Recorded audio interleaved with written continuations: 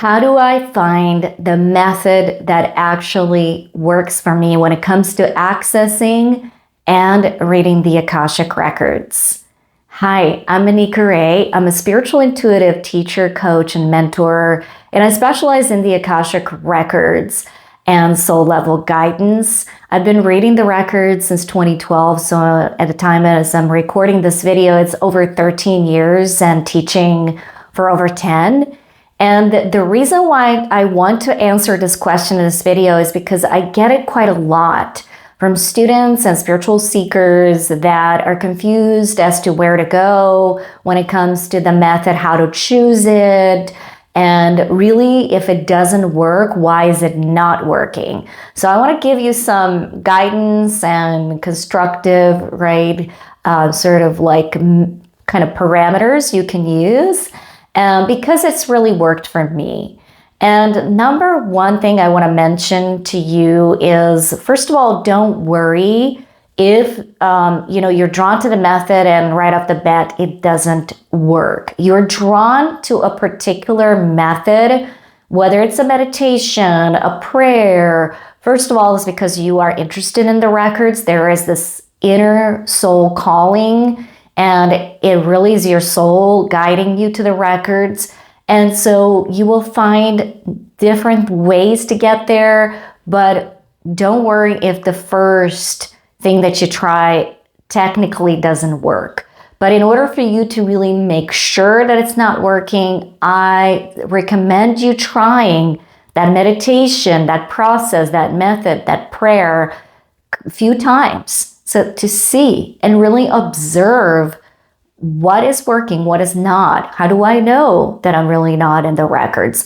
A lot of times these methods have some guidelines. Am I following these guidelines that come with the method? And if you're wondering why I'm insisting on a method or a way to really go into records, is because this number 2 parameter is, or really besides, that don't worry that you're drawn to a certain method. Number 2, what I would include is that the method is really the training wheels. And at this point, because we are as humans, but also as spiritual beings, very, in a sense, limited in our perception, because we're not really accustomed to that expanded state in consciousness or intuition. Some of us are very developed, and maybe we need more grounding into the records because we're picking up on so much information.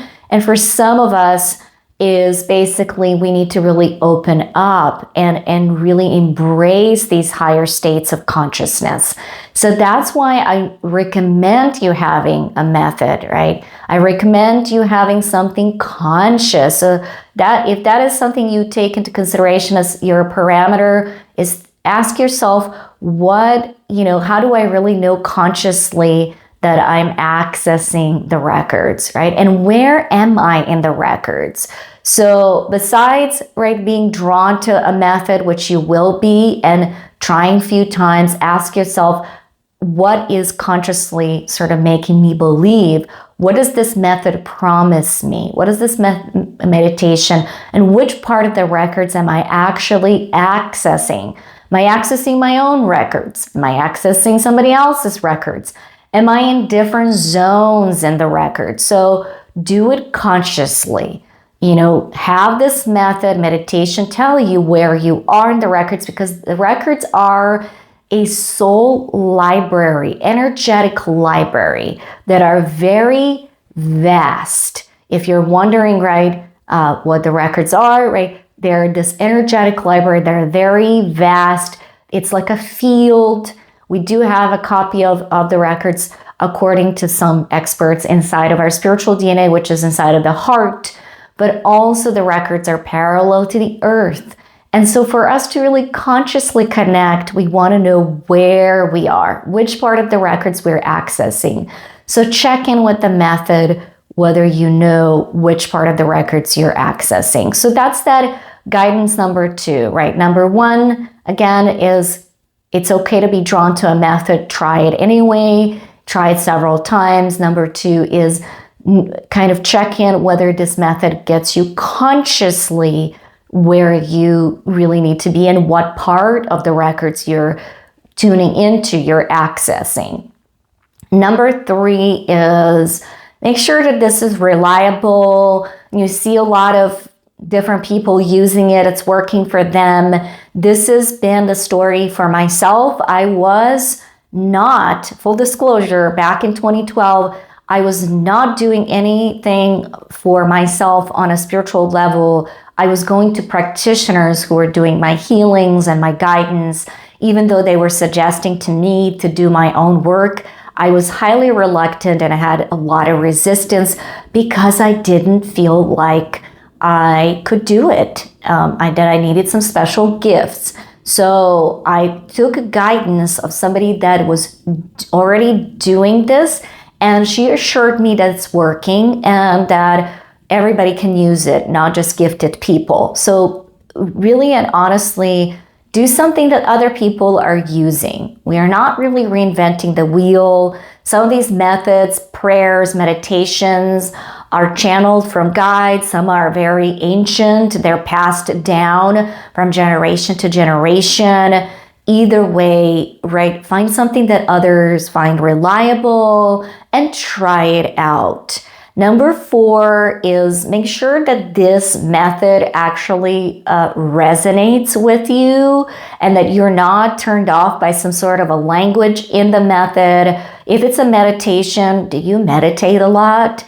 Because if you do and you're drawn to meditation to access the Akashic Records, it may as well work.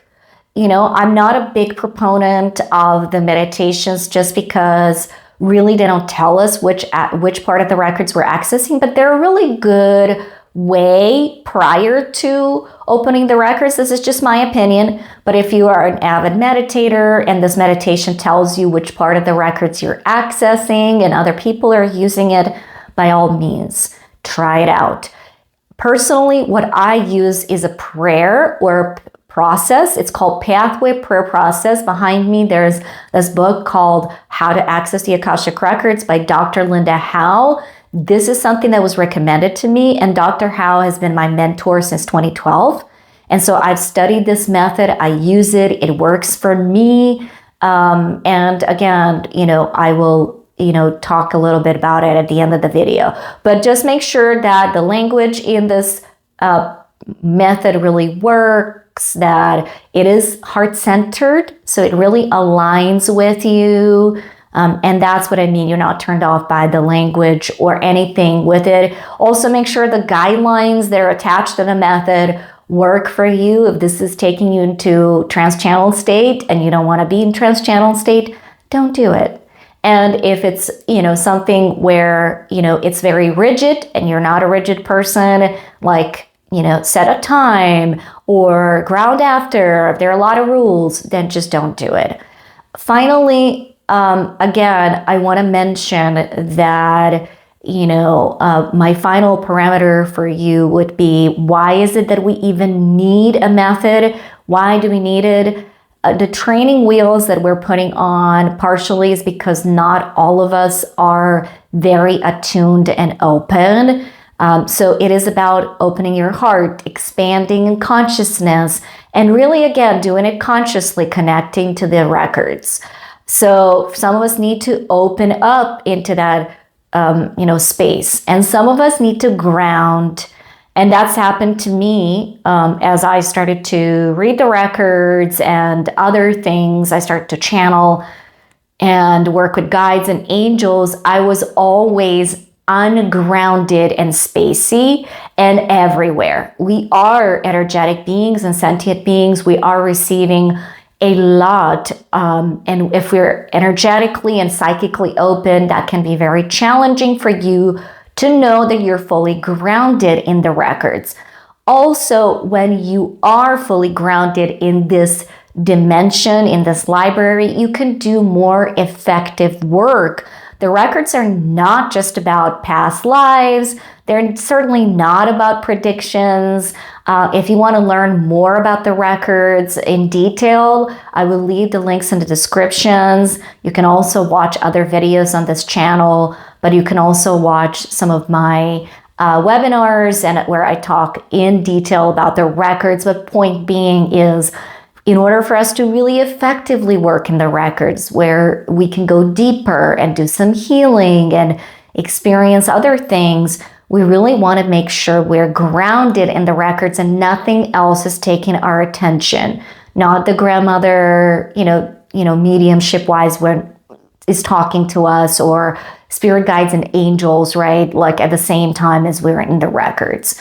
So, this is my recommendations. And again, just so that the method you choose, you will be drawn to it.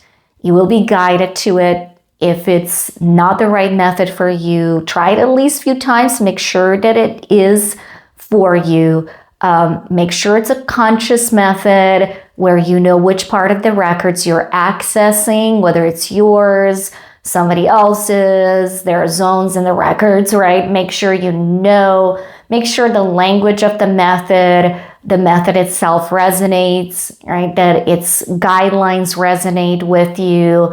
And again, we need a method, those training wheels, because for some of us, it's going beyond the 3D reality and the thoughts and the ego. And for some of us, it's really grounding ourselves and tuning out the rest of the divine communication for the purposes of us working effectively in the records. I hope that this was helpful to you. Let me know what method you choose. Just so that you know, I use that pathway prayer process by Dr. Linda Howe. And I teach this in my classes. I teach certification classes. I also teach master classes online on Learn It Live. These classes are live. And, really, this is what's been working for me. This is what I use. I have been using that for the past 13 years. And yes, I've opened up Psychically Intuitively and as a channel, but it still helps me to really ground in the records and know which part of the records I'm in. I hope that you find this helpful. If you do, please like this video, share it with others, and follow me on Instagram or Facebook. Join my private Facebook group, and in the links in the description, if you're interested more in the classes, all of these links will be in the description below. And it was my honor to guide you through this topic, and I will see you next time.